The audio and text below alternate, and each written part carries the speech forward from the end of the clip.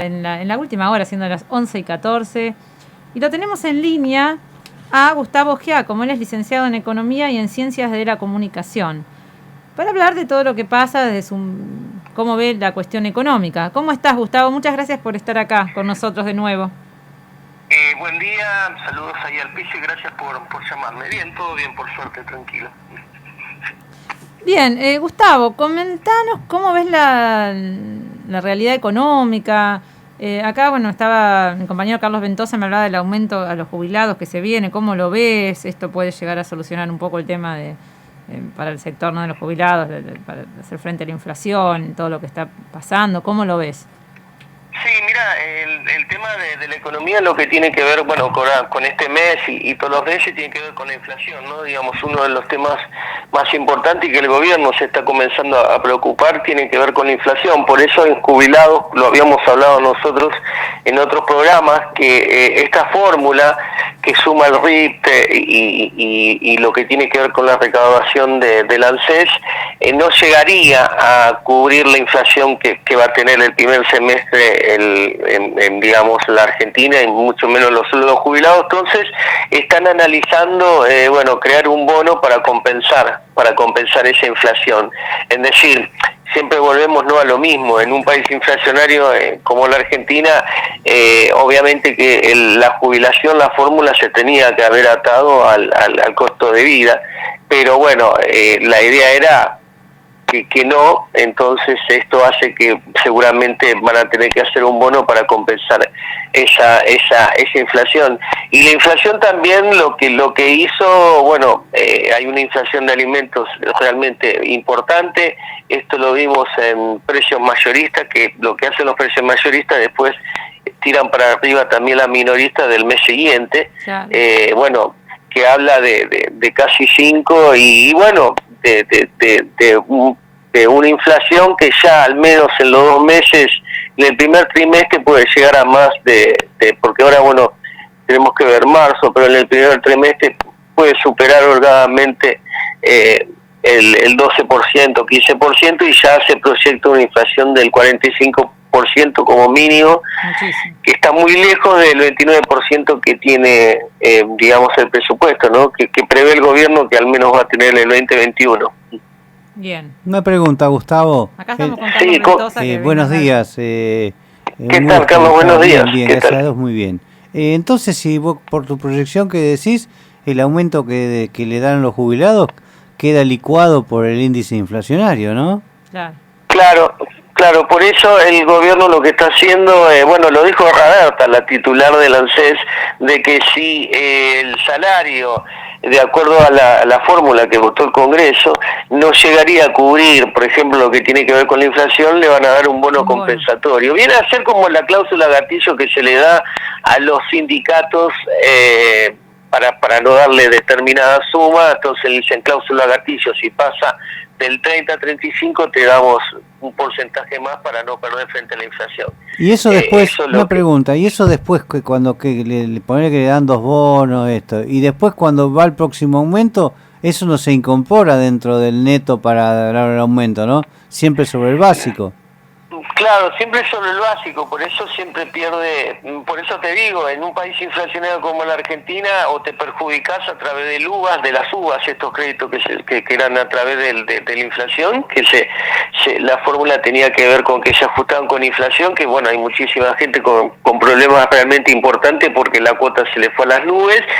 Y en el caso de los salarios, tiene que ver, en el caso en particular de jubilados, tiene que ver con que obviamente que no van a llegar a lo que es la inflación, porque el índice de salario está mucho más bajo, los salarios mucho más bajos que la inflación. Por lo tanto, harán ese bono compensatorio, pero por eso te decía, no siguen perdiendo frente a la inflación que va a tener la Argentina, más allá, sin discutir, para no entrar en que los sueldos, realmente, partiendo de la base, no tan solo el problema de que la inflación te licúa el salario del jubilado, digamos, la jubilación, y los ajustes no alcanzan a compensar la inflación, sino que también vos tenés un salario, o el jubilado, la mayoría, que está por debajo de la línea de indigencia, ¿no? Teniendo en cuenta que la línea de indigencia son 23.000 pesos, más o menos 24.000. Claro.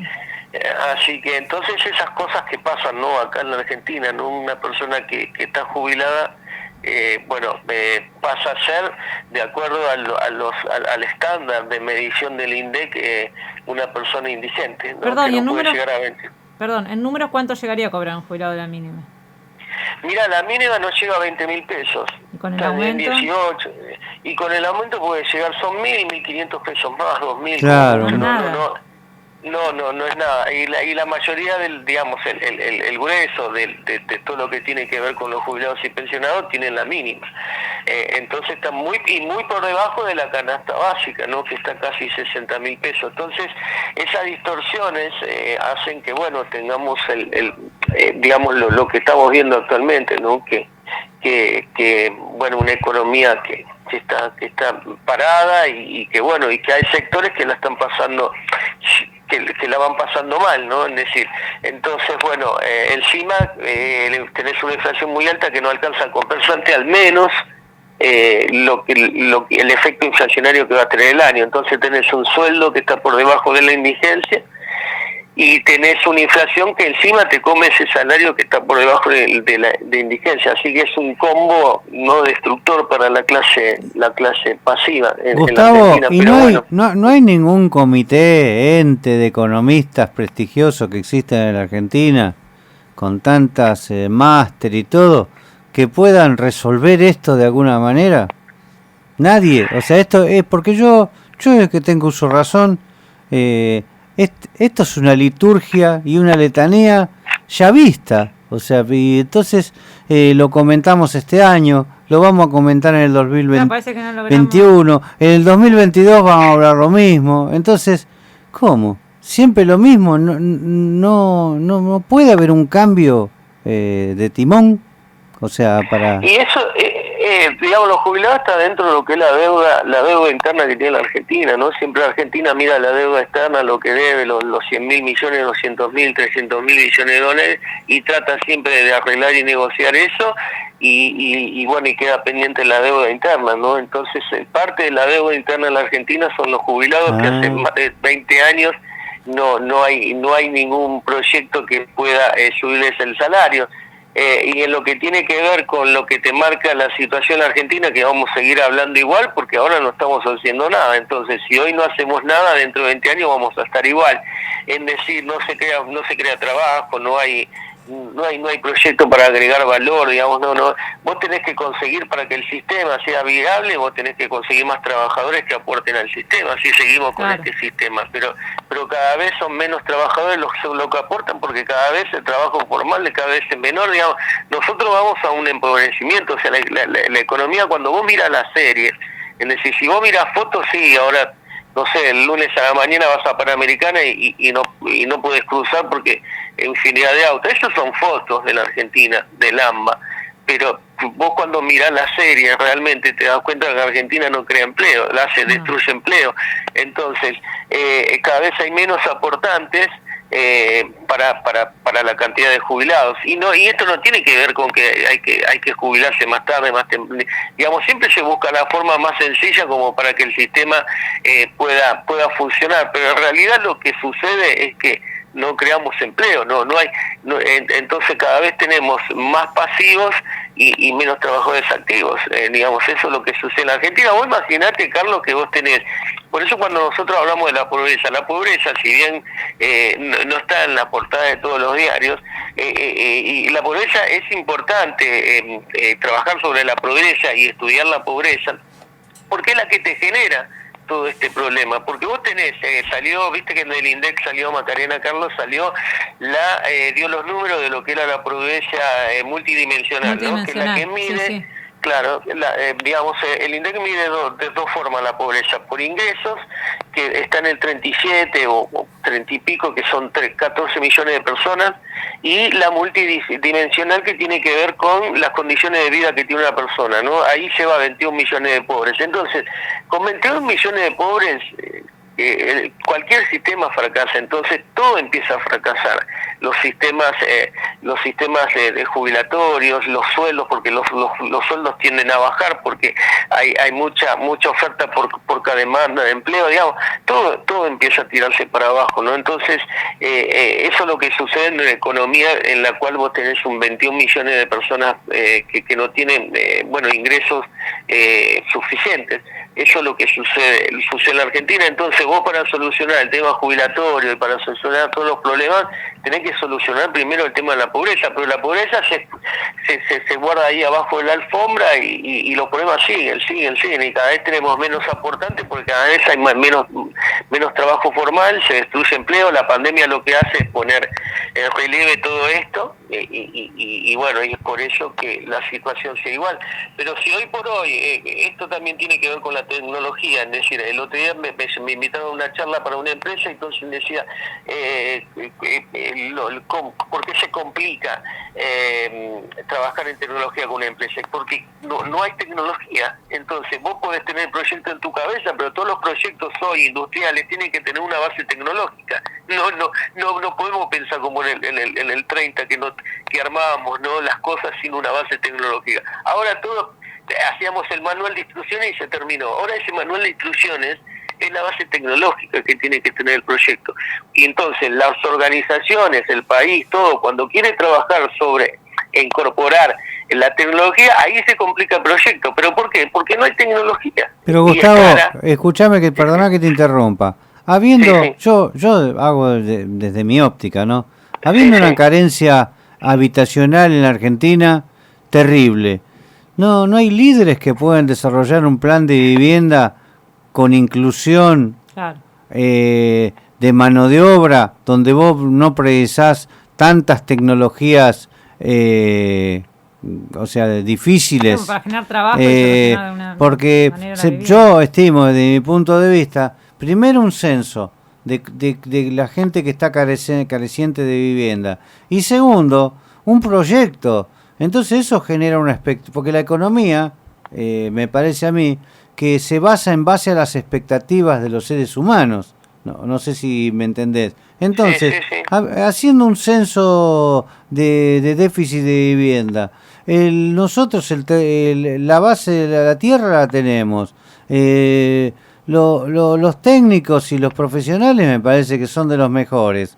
Y después la mano de obra también la tenemos. ¿Qué es lo que nos falta? O sea, también hay que pedir un crédito para hacer viviendas. Y si en la Argentina, si te pones a pensar, está todo por hacerse. Por donde vas hay una necesidad. Entonces, ya sea de viviendas, necesidad de tener hospitales como la gente, de tener también cárceles como la gente, puentes nuevos. Hay millones de cosas para hacer. Y yo veo que, ¿por qué no lo hacemos? Mirá, creo que lo habíamos hablado, ¿no? Este es uno de los temas que siempre se charlan. Es decir, Argentina no tiene dinero. Los países, que tienen que pueden tener acceso al crédito bajo, como vamos a un ejemplo a China, están constantemente poniendo en valor a las ciudades, haciendo viviendas, puentes y demás. Entonces, ellos tienen la economía, son 4 ejes: la tecnología, la producción industrial y la obra pública y otras cosas más, ¿no? La economía naranja, todo. Entonces, sobre esos 4 ejes se sustenta el país, ¿no? Entonces vos tenés tecnología, tenés economía por todos lados. Pero ¿qué pasa? La obra pública, como lleva mucho dinero que Argentina no tiene, entonces lo que hace son obritas chiquititas. Entonces vos vas a ver que están bachando, bueno, lo vieron, están bachando un pocito.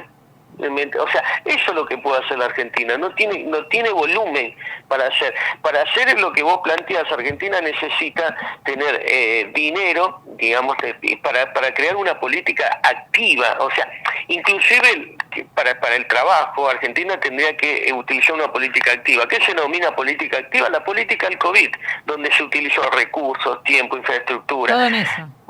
Mientras vos no hagas eso con el trabajo y la producción, siempre vamos a estar igual, porque son cositas aisladas. Gustavo, te hago una pregunta, porque la última vez hemos hablado cuando el presidente y el gabinete se reunieron con representantes de los sindicatos, de los empresarios, ¿no? Del campo. al final, ¿eso en qué quedó, no, digamos? Porque, o sea, ¿qué se pudo elaborar de ahí, digo, no? Porque... No queda en nada porque ninguno tiene un proyecto de país colectivo, entonces cada uno saca su propia tajada, es decir, no hay un proyecto de país. Por ejemplo, el campo. Yo sostengo que el campo tiene que ser el vector para la creación de riqueza. El campo ahora va a incorporar, digamos, lo que va a hacer a través de la producción de soja y demás, 44.000 millones de dólares van a entrar ahora en los próximos meses, en la temporada alta, digamos. Bueno, si eso vos lo multiplicás con valor, te tiene que dar 10 veces los 44.000 millones de dólares, pero nadie lo quiere hacer, ¿me entendés? Si hacia eso vos le incorporás valor, y nosotros con el campo ellos tienen todo el negocio, tienen todo aceitado la exportar, tienen todo, digamos. Entonces, ¿por qué no se agrega valor ahí? Entonces, cuando volvemos a lo mismo, es decir, que cada uno defiende su sector, entonces así estamos bien, ¿me entendés? No hay un proyecto. Claro, no hay un proyecto de país, porque dicen, no, le damos las retenciones 35 y nos quedamos vendiendo el poroto crudo y se terminó. O sea, todos tiramos a menos. Escúchame, ¿qué pasó en Toyota con los chicos que no quisieron trabajar para no pagar ganancias? ¿Me entendés? O sea, ese es el país. En todos los sectores sucede eso. Es decir, una empresa no trabajó un día porque si no tenían que trabajar ganancias. Entonces todos vamos a menos. Claro. ¿Me entendés? Porque en definitiva va a decir que voy a trabajar, voy a perder un día y después se lo lleva al Estado, ¿me entendés? Y el campo dice que voy a darle mucho más valor. Cada uno piensa en lo suyo, en su bolsillo, en su sector y no en decir vamos a llevar adelante un proyecto colectivo. Nos falta pensar en colectivo. Entonces, cuando nosotros analizamos sector por sector, porque lo que vos me planteas nosotros lo analizamos sector por sector, ¿qué sucede acá? ¿Qué sucede? Lo que ves es eso, el campo tiene un enorme potencial para crear valor, puede multiplicar los 44.000 millones de dólares que exporta, o sea, el campo es economía viva porque exporta, pero vos al poroto ese le tenés que empezar a agregar valor, ¿me entendés? O sea, por ejemplo, al litio le tenés que empezar a dar valor, no vender el polvo suelto.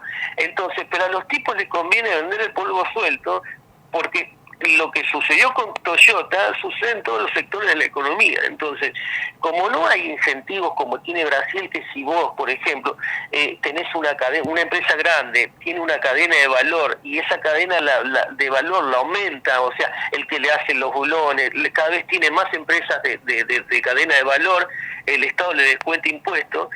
Mientras no haya incentivo para las empresas, ya se sálvese quien pueda, ¿entendés? Entonces, ¿qué empresa grande en la Argentina cuida su cadena de valor? Toyota o Techín porque les interesa, porque si Toyota se le cae una pyme que le hace bulones, no pueden fabricar la Hilux. Pero después las demás no le interesa, si se cayó o no se cayó, no importa, viene otro proveedor, porque no hay incentivos. Entonces la economía se piensa como la economía es correlativa, tiene que funcionar todo, el campo, la infraestructura, como decía Carlos, la tecnología porque es economía del conocimiento, la economía de naranja porque tiene que ver con esparcimiento, con entretenimiento. ¿No viste lo que es lo que es Estados Unidos, la meca del entretenimiento? O sea, lo que es Fox, lo que es TNT, o sea, Gustavo, también yo veo el otro día a un jornalero yerbatero con 2 horas de trabajo le pagan 1.500 pesos. Sí, por eso. Por eso no cuidan. ¿Y cómo vive ese hombre? Y mal, por supuesto, que mal. Entonces eso los economistas, los economistas probos saben eso, pero tampoco le dan una solución. Y el gremialista, de no sé quién será del encargado de eso, también lo sabe. Y bueno, entonces tiene que haber una suma de pensamientos para resolver eso, porque me parece que eso lo tienen que resolver. Porque vos fijate, andate yo vi cuánto vale 1 kilo de yerba. Entonces decís, ¿cómo? Y si yo escuché una cosa que me causó un poco de gracia. El envoltorio es caro, pero el envoltorio ¿es caro ahora? ¿O se volvió caro ahora? ¿O era barato antes? O sea, siempre tenemos una excusa para aumentar. Entonces, pero me parece que tendríamos que buscar la competitividad de aumentar, pero la productividad, que de eso nadie habla. Claro. O sea, el tipo hace 1.000 paquetes de yerba, se vive cómodamente y no te hace 1.500, porque al hacer 1.500 va a tener que bajar o sea, está aumentando la oferta, y cuando aumenta la oferta, el precio baja. Entonces, ¿qué pasa? Yo, mi análisis que hago desde punto de vista, al bajar la oferta, en vez de 1.000 pongo 500 y la tengo que subir. ¿Me entendés? Para mí, Sí, no, eso funciona, las economías, por eso te digo, la Serenísima tampoco cuida su cadena de valor, porque la leche a los campos se las cobra, prácticamente se las regalan, no tiene cadena. Entonces, pero por eso te digo, el Estado es el que tiene que conducir un país, y Argentina nunca pensó, yo creo que el último Frondizi, no sé, vamos, o sea, para mí muy atrás, no hay presidentes que piensen, que tengan una idea productiva, ¿se entiende? Es decir, que enfoquen su mirada productivamente. Mientras no haya una clase dirigente que piense en forma productiva de cómo producir, de cómo generar riqueza, Argentina va a seguir así, Y hoy por hoy, si vos me decís dentro de 10 años cómo va a seguir, igual, porque hoy por hoy no se está haciendo nada en tecnología, en productividad, no se está haciendo nada. Entonces, bueno, Gustavo, nos están comiendo los leones acá. Estamos con poco tiempo, pero nos queda, bueno, prepárate para la próxima, porque vamos a estar... Tenemos muchos temas por delante. Con los tapones de punta con la economía, porque vemos que las cosas... pero siempre me parece, como me da la sensación que cada vez que hablamos con Gustavo, y es como que estamos siempre en el mismo lugar. Sí, ¿no? Es como que siempre, claro, y la inflación, y por qué, y qué falta, y realmente esperemos que las cosas... Pero sí, es como dice Gustavo, o sea, si la dirigencia política no tiene eso como prioridad o como meta o como objetivo, y las cosas van a seguir así, porque le dejamos todo liberado, digamos, a los particulares. Así que bueno, Gustavo, te agradecemos muchísimo, como siempre, por darnos tu tiempo, por ayudarnos a entender lo que sucede en materia económica, y nos estamos hablando en estos próximos sábados. Dale, gracias por llamarme, gracias Carlos, gracias Macarena. No, gracias a vos. Hasta el sábado que viene, que tengan un lindo sábado. Gracias, igualmente para vos y tu familia. Bueno, estábamos hablando con el licenciado Gustavo Giacomo, licenciado en Economía y también en Ciencias de la Comunicación, hablando y un poco también, ¿no? De alguna manera diciendo lo mismo, por ahí desde lugares diferentes, pero diciendo lo mismo que también hablamos con Mauro Sequeira. Así que le vamos a decir a Lucas, porque yo traje preparado como un homenaje a Néstor Kirchner, que fue su